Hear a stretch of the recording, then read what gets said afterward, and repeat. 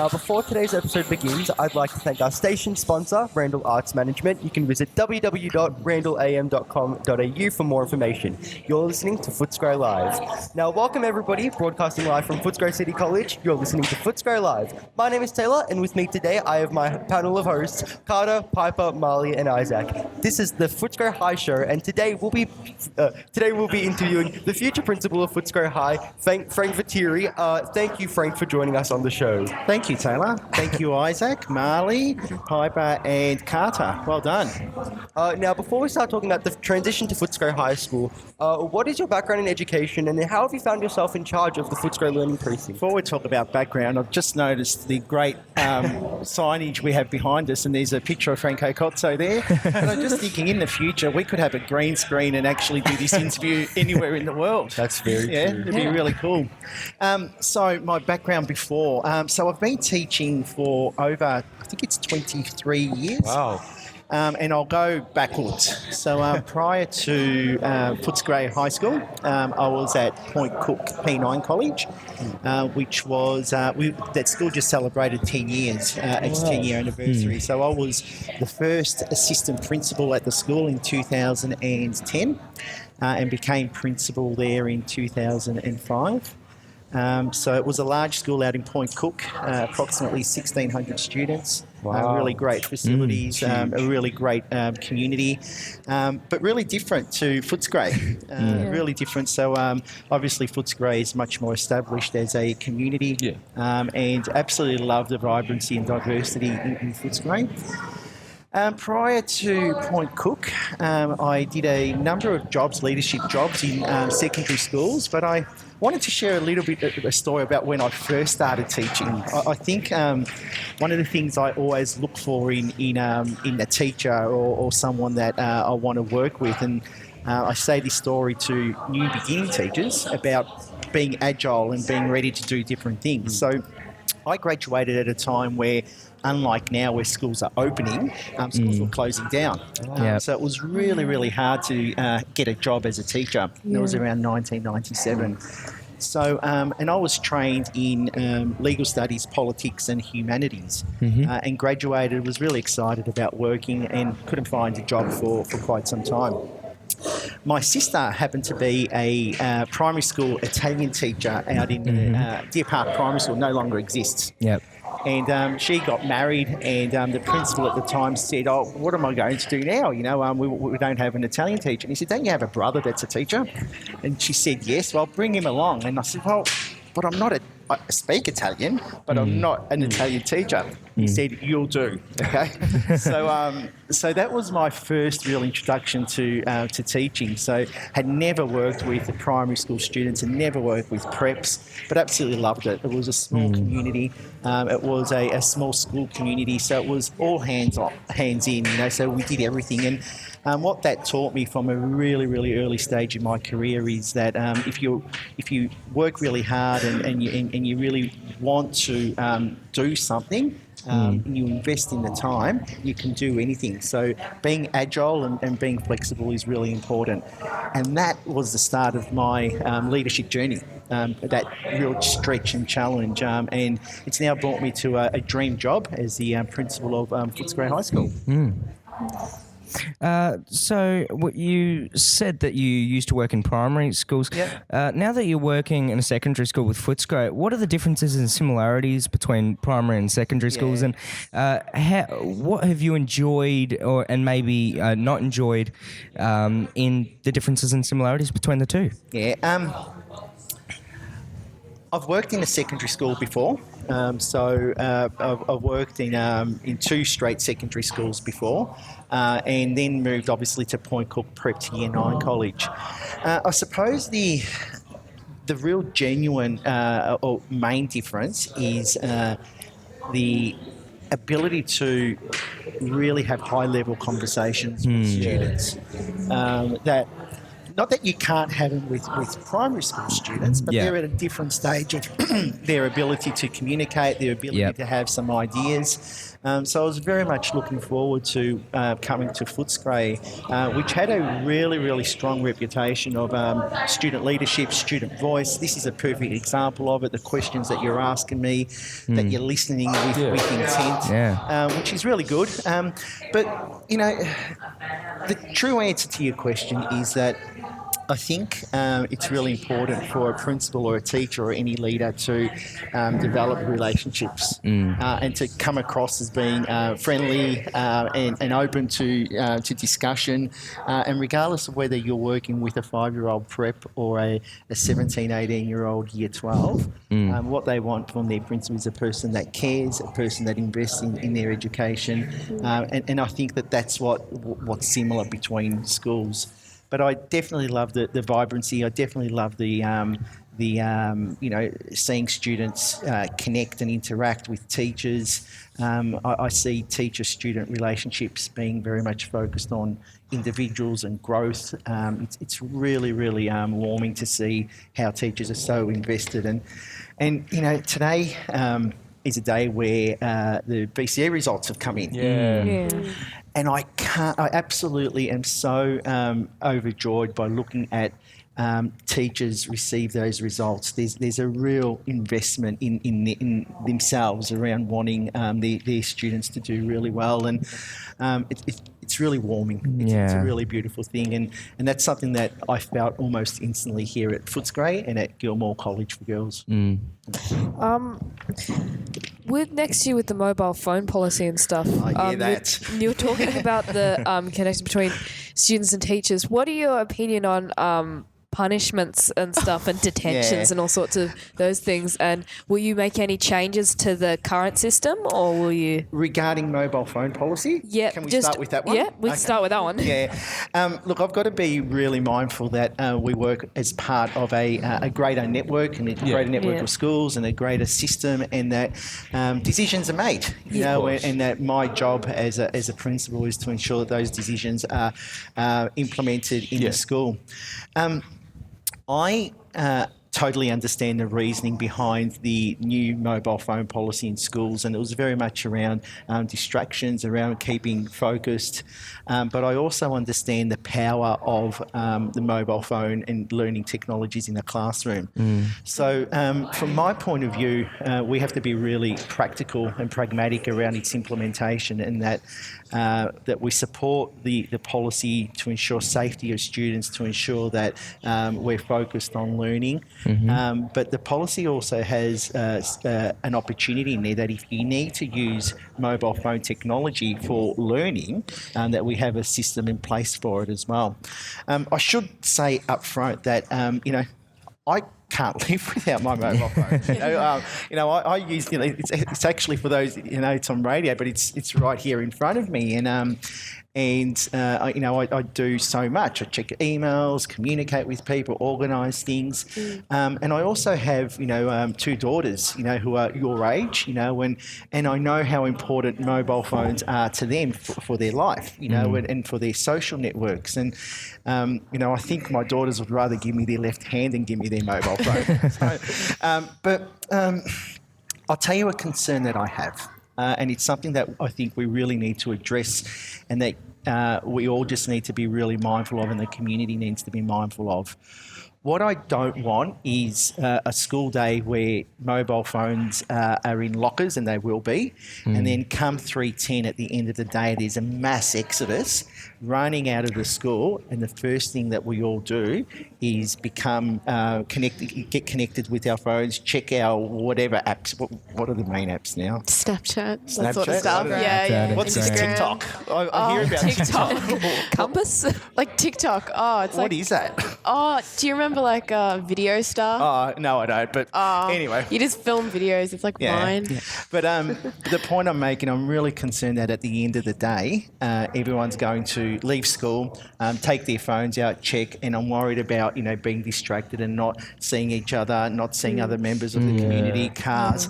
So we've just got to be really mindful around how we do that, because I don't want to, I don't think a policy should protect one space of the day and then create issues at another place of the day. Yeah. Do you My think view. where there's less adults? Sorry. Yeah. Okay. Yeah, fixing one problem shouldn't create Yeah. another. Do you think that yeah. it'll become more of a problem when, say, we're not allowed to use it at snack and lunch and all that? It will. I think that for some people it's important to be able to like message their parents about pickup times and all that, which I don't like. How do you think we're going to get around that? I don't have the answer to that, and I've been working with a number of principal associations and colleagues around looking at its implementation. Yeah. One of the things I can say, and anyone that's been through a number of changes, and in my lifetime I've gone through a number of changes, is that some just happen. When you just accept it and say, well, it is what it is. What I definitely don't want in our school, which and go back to the first thing was, it's a really positive school. There's really solid relationships. I don't want teachers or adults having arguments with students around mobile phones. I think that's really counterintuitive. I don't want students feeling that they need to do something wrong, to be able to communicate. So we really need to look at how it works and look at some really good models. There's schools that have trialled it, and we can learn from them. We're working as a principal team to look at its implementation. And the truth is that we need to work as a community, and we need to speak to you and your peers around how this is going to work, so that it doesn't become an us and you, because it's just a rule that's across the state. How do you feel about it? Can I ask that? Am I allowed to flip the tails? So, how do you feel about it? We'll start with you, Carter. How do you feel about it all? Well, I usually go with my phone a lot, so like it's a big change. Yeah. But I mean, I could live with it. Like, tick one. Good. I definitely think I can live without my phone, but I think it'll become problematic at school because it'll give people more of a reason to find ways around the system. Yeah. Whereas in class, normally if we're told to put our phone away, we'll put it away. Like there's not much of a fight back, which is why I think the phone rule is a little extreme. And of course, like we'll probably learn to live with it. It's like it's just like a daily task. We'll learn to do it, but it will be very hard at the start. Yeah. How about you, Marley? Well, I have to communicate with my parents often, especially on Fridays when they're gonna pick me up and on my way home and stuff. And it's I've already thought of loopholes, like but I can't block my ears with these headphones. like a smartwatch, because you can still check the messages, but you can't scroll on Instagram, for example. Sure. Yeah. Sure. Taylor? Honestly, I have to completely agree with Piper. I think it will be difficult at the start. I think we will grow to learn. But I don't think it necessarily needs to be like a straight ban. Like you mentioned, at the end of the day, everyone rushing to their lockers. Yeah. I think what I've seen, like in some American schools, like before they go to class, they have like a thing at the front of the class where you just put your phone in at the start of the class. Yeah, and then they just pick them up at the end of the class, and it's right there. It's not going to get stolen. Sure. I think that's an effective method. I think that's a lot better for us as well, because we know that we're not being restricted, and we know that and teachers always say, oh, well, if parents have an emergency, they'll call the school. But sometimes parents don't think that straight away. They just go to text their kids, or if it's an immediate call they need to make, they go to call them. Because if you see a text message from a parent that's of something important, of course you're going to tell the teacher. You won't be able to see it though. Well, you won't that's have it with you. That's what I mean. But except for the smartwatch. I really like that idea though, how putting it at the front of the class seems more effective, which I guess isn't the method, but. And Isaac? Well, I've got mixed feelings about it all. I myself believe I could live without my phone, but it would be very difficult to do so. As you said, like communication is a big part. I check my emails on my phone as well. Yeah. And I think it's really become a crucial part not only of everyday lives but of society. Yeah. I think you brought up a great point earlier that everybody will, straight after 3:10, everybody's going to start, they're just going to go on their phones, they're not going to look around. Yeah. And I think that may show to some students that not like, I understand there's always going to be some students that feel like nobody cares, all that sort of thing. And I think that may escalate their feelings. Yeah. Like the school, once it's 3:10, not our problem.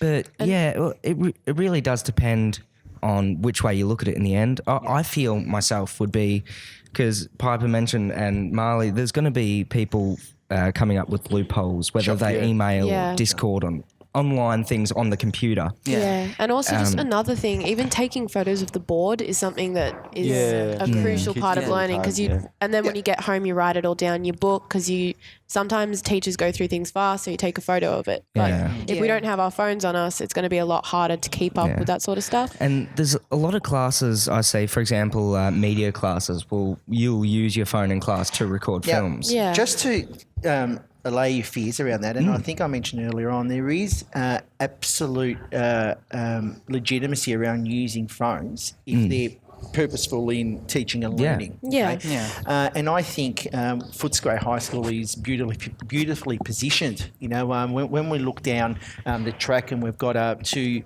7 to 9 campuses, and what's going to essentially become an adult learning space, 10 to 12.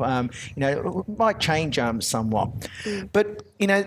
The department has made a really strong commitment, as they always do, to implementing this policy, reviewing it, and seeing how it works. And the intent is good. Okay? Yeah.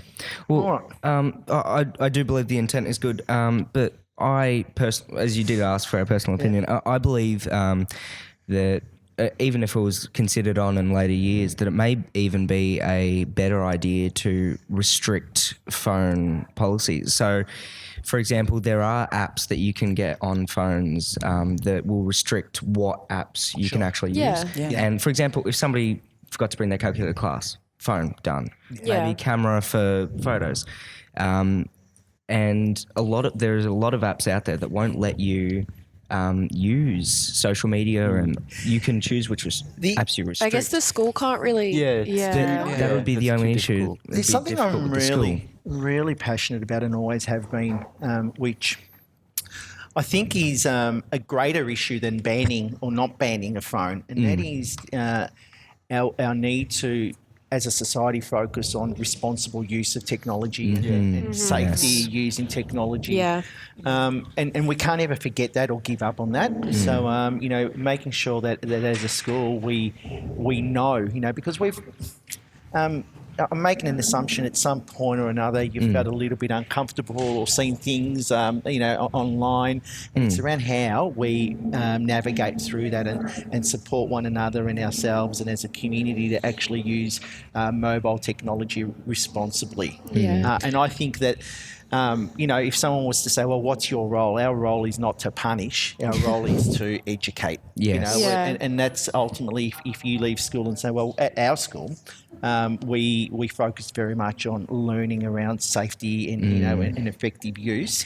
That's great. I feel like part of the rule is also like surrounding the phone policy. I've seen stuff before of people saying, and I don't personally think this, that school has become less about learning and it's now about passing. And I think that the phone rule has been brought in for that reason, because they think it's a distraction. But I actually did have a question about the new policy surrounding uniform. How strict will that be? I think that we've got a once-in-a-lifetime opportunity at Footscray High School to develop one of our first pillars, which is unity. Our first pillar is unity. And I think it's a really wonderful opportunity from Year 7 to develop a value around uniform and have those Year 7s grow right through to Year 12, really connected to the brand and what it means and all that as well. I actually, I don't think the uniform is strict enough currently. Well, what I wanted to say is that, however, that's Year 7, but there's Year 8 to 12 at Footscray High School Kinnear campus. So this will be known as the Kinnear campus. And what we did want to do to the community is say, well, everyone has to buy the new uniform. That wasn't going to work for a number of reasons. So Vicky, who's going to be your campus principal, and the team, we're working really hard at waiting for the start of the year to talk about with students our expectations around uniform. So the uniform will be enforced. Okay, That's I good. hate using that word. Okay, because what I would prefer to say is that students become proud and want to wear it. Yeah. Because I actually yeah. like the idea of having a strict uniform, and I know that a lot of kids won't like that, but I think it creates less of an issue around what to wear and everything. It just becomes a less stressful environment, especially when everyone's wearing the same thing and all that. So it might be a couple of years before we transition into the full school new uniform. We've got to work with our school council. We've got to work with the student leadership body. We've got to work with the manufacturers and the suppliers.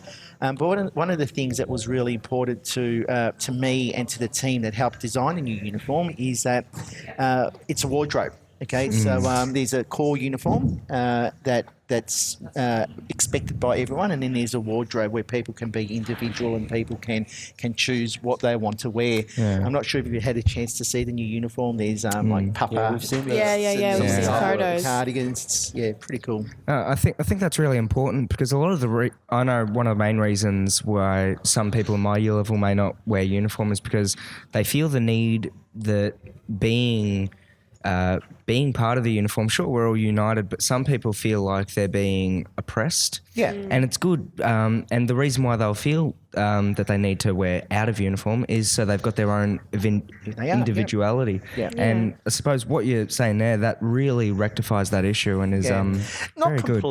Not completely, Isaac. Uniform's still uniform. I think that there's always going to be a healthy debate, and there's going to be conjecture around, should we have uniform or shouldn't we have uniform?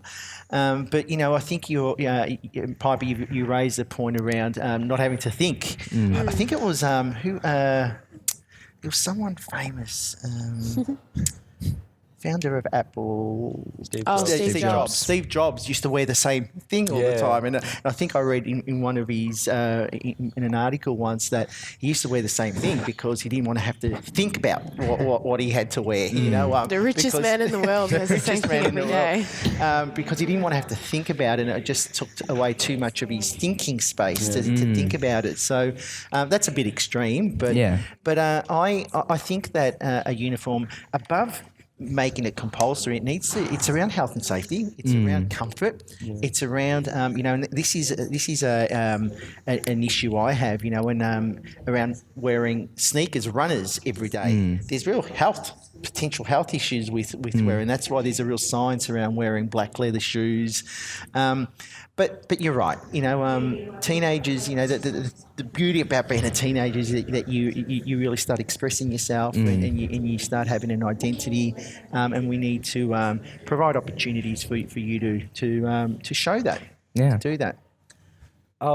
Just if you're listening, if you're just tuning in now, this is currently the Footscray High Show on Footscray Live, and our special guest today is our future principal, Frank Vetere.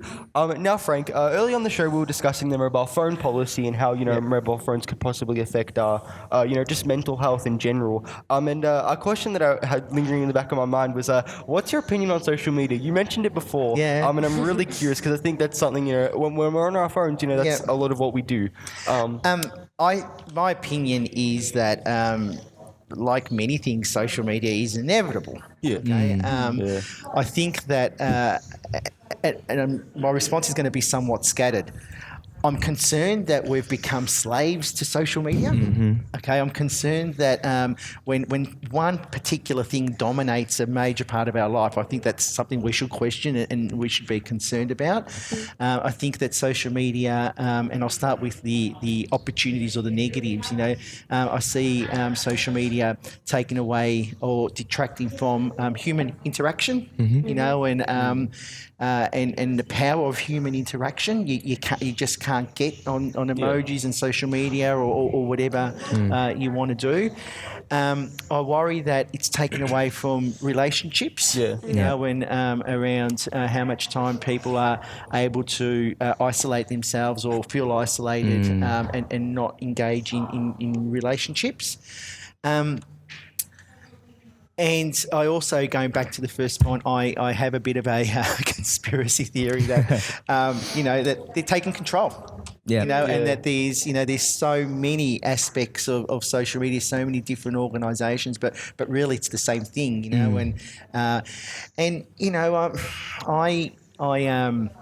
I'm not a big user of social media. I actually became a user of social media when I started Facebook for Footscray High School. So it's something that I did, and I really enjoy, and I do. But I'm always really aware of, what's going on social media and how people's feelings. But just to add to that conspiracy theory, which really scares me. It amazes me how connected and how smart these organisations are. So if I'm Googling, for instance, a new pair of shoes, okay, and I could be on Facebook, all of a sudden, You all get these ads for 'em. Yeah. start coming You know what's up. crazy Related. is that like even you can just talk about it with someone. Yeah. Like if I talk about makeup with my friends, I get ads for it on comes up. Instagram everywhere. It's crazy. And that really supports that theory that there's something it's taking control. I think actually, sorry, I just want to butt it in. Sorry, just to say, I recently saw. Apparently, I think data is now more valuable than oil, and that's why these huge companies like Facebook have so much money because they know everything about us. It's pretty scary. I think it's the dark side of social media. And I always wondered, how did they make money? I always wondered, when you have your own personal, the personal accounts are only a small part of social media. Yeah. It's the business world, So once I corporations, started the organisation page, the Footscray High School page, you can spend a fortune on boosting posts and adding this or sending. Get this, okay? You can send, you can make pay to get Facebook to send your information to random strangers across the world. You can do, so it's and you pay for that. Now you might think, well, why would anyone want to know about this? But if you're a product, if you're a business, that's pretty powerful. For my account, sometimes people pay us to promote them. So we'll have random brands like little phone case brands or something that pay us like $25 just to shout them out. You're an influencer. What do you call them? Oh yeah, Influencers, Influencers. Actually, Is that what you do? That's what I spend my time on. No. Actually, no, because I've had a YouTube channel for a few years now, and I make money off of ads, right? And so I've been doing it since I was actually really young, and so I've made thousands of dollars just off of ads playing on the videos. Sometimes I've had companies come up to me asking me would you like to make an ad for our app, or I've got even free products. It's crazy, right? It's such a new sort of business, and I think But can I? So, unfortunately, I've gone to the dark side and spoken about what's not good about it. Can I tell you what I love about it? I love that we're connected. Yeah. 100%, I love that we can be anywhere in the world and connect with people. Old friends, new friends. I love that our searches are becoming really user friendly. And I love that whilst it can be really troublesome for some people, it can be comforting for others. To have a network as well. And I love that people are being entrepreneurial. So what you spoke about, that's entrepreneurship. People doing these things, and they're doing them from a much younger age. So I go back, and I think we should potentially conclude this conversation with the same as the other, that what we need to do is be really mindful around learning how to use it effectively with management and safety, and not letting it control us. What do you think the Footscray High School will look like, say, in the next 20 years? So for one, it's going to be 3 campuses. Oh, okay. Yep. So this where we're at today will be the 10 to 12 campus. Will it be renovated, this campus? We've already started. So there's work happening as we speak. There's a major science upgrade in your science wing. And that's really exciting. So that starts mid next year and it'll be open in 2021. And we've had a lot of real input into what that looks like. And it's going to be really state of the art, and focused on senior science areas. Nice. These things that we'll obviously do, and it's not going to all happen at once, since there's some rebranding work. But between you and I think this place really rocks. I just love it. It's so. I don't think there's another school that would look like this. Yeah. There's a really great feeling, and it's there's nooks and crannies everywhere, and I've noticed since in my time here that it just works.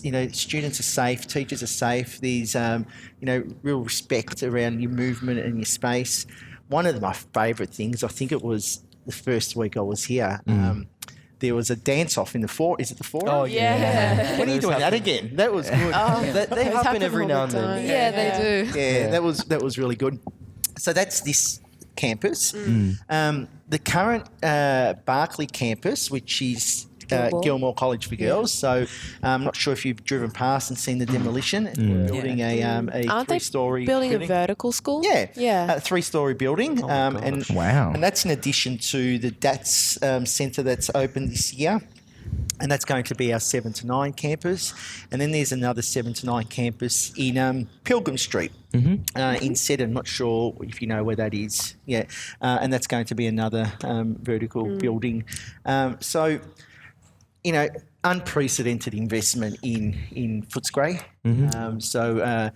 And it's not only us, it's part of the Footscray Learning Precinct, which involves, Footscray Primary School, Footscray City Primary School, Victoria University and Maribyrnong City Council. There's plans and investment that is really just going to make Footscray even more amazing than what it is at the moment. So, really fortunate for you guys. Like the pathways and the opportunities that are available to you are great, absolutely great.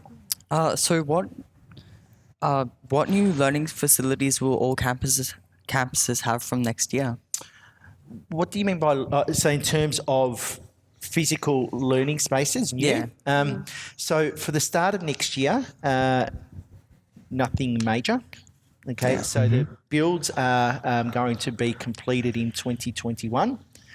So all three major projects, so the Barclay campus, the Kinnear campus and the Science Wing will all be completed in 2020, ready to open in 2021. Okay. Yep.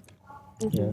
I think one thing that a lot of people, like I know alumni students, are worried about losing the community with the new school changes. Like I know when I first moved here, because I only moved this year, I felt instantly like I was part of the school. And I think a lot of people are worried that with the new school changes, that will slowly disappear and it'll become more of a big stock school kind of. Yeah.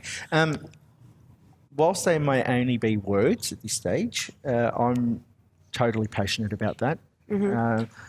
It's something that I've committed to. It's something that I want as well. Yeah.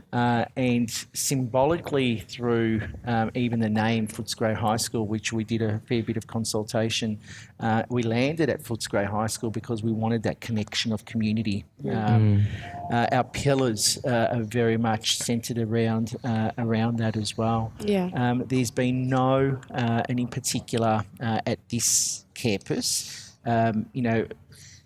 I don't like using the word change because I don't think we've changed anything. What we've done is value added. We've value added. We've got the best of what's happening and looking at further resources to support that. Footscray is unique. Yeah. Footscray is a great place. The feel and the culture at both schools is unique, but it's really special. And that's what initially drove me to apply for this role. Because it was a real opportunity to embrace, when the passion, commitment and vision from all the stakeholders in the Footscray Learning Precinct is phenomenal. Not sure if you've heard of any of you been involved in the STEAM laboratories? Oh, yeah. Right? Yeah. So, bringing the community together and really using, the city of Footscray as a learning space.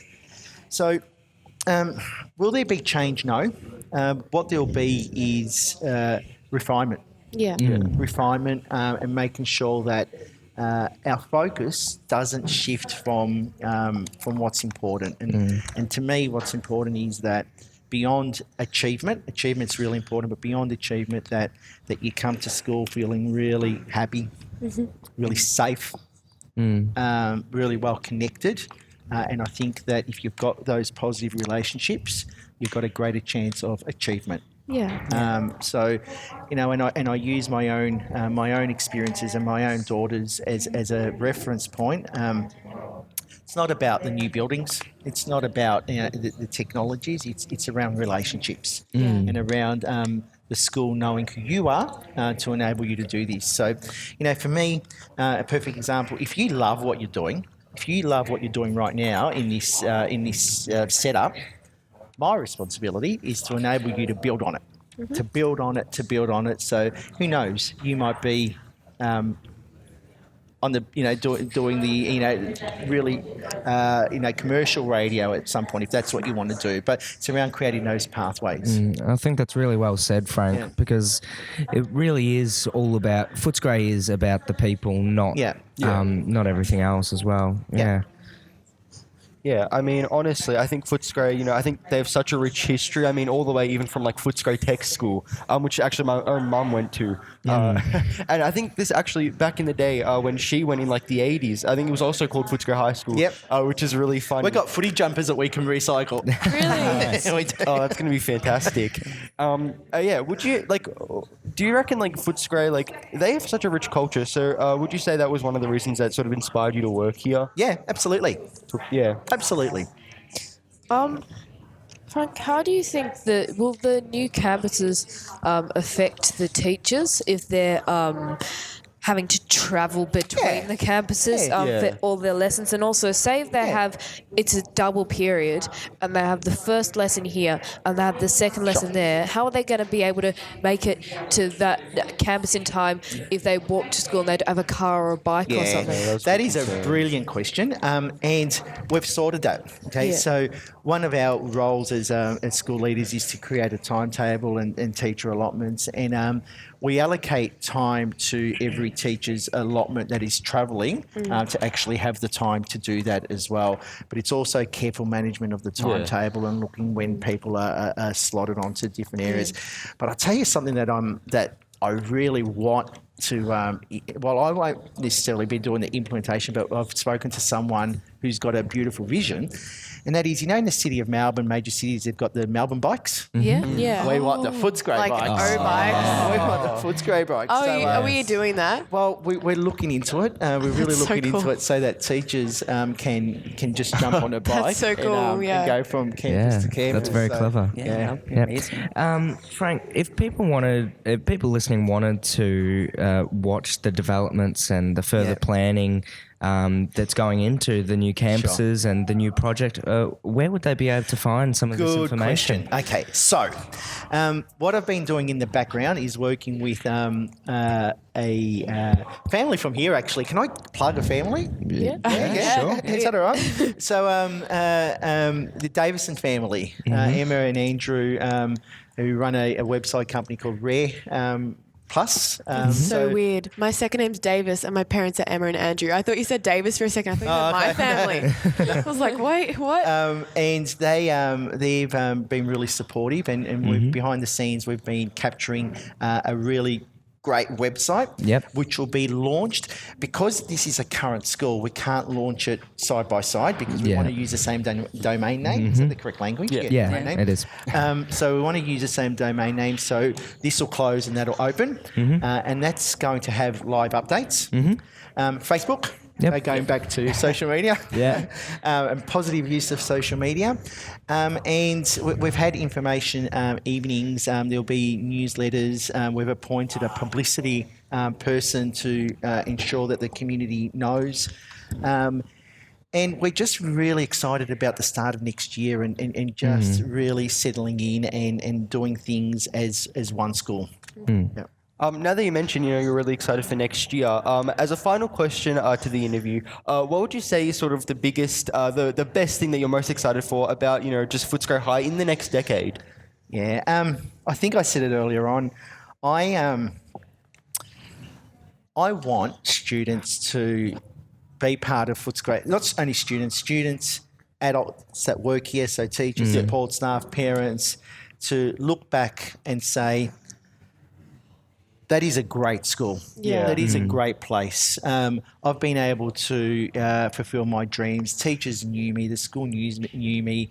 They did the best with their resources. They felt safe. When there was an issue, we were able to sort the issue out. And that, you mentioned earlier on the alumni, that you develop that, and it becomes really cultural, and I think that the best organisations in the world are the ones that have got strong culture. And you can't take culture for granted. You've got to really work hard. And it's not my responsibility. It is our responsibility, to develop that. So that's what I'm looking for, and that's when I think back to my school years and I think back to workplaces. They were the good workplaces. They were the good schools where not everything can be roses. Things get tough. They're meant to get tough, but there's safety around it. And that, in a world that unfortunately seems to be at times really difficult and hard, that everyone can come to school and say, well, you know what? Footscray High School is a great school. That's fantastic. But that brings our show to an end. Thank you so much, Frank, for joining us. Again, this was Frank Vetere. He is the future principal of Footscray High. My name is Taylor. I'd like to thank my panel, Carter, Piper, Marley, and Isaac. Thank you, guys. This has been the Footscray High Show. Well done. On Footscray Live. Thank you.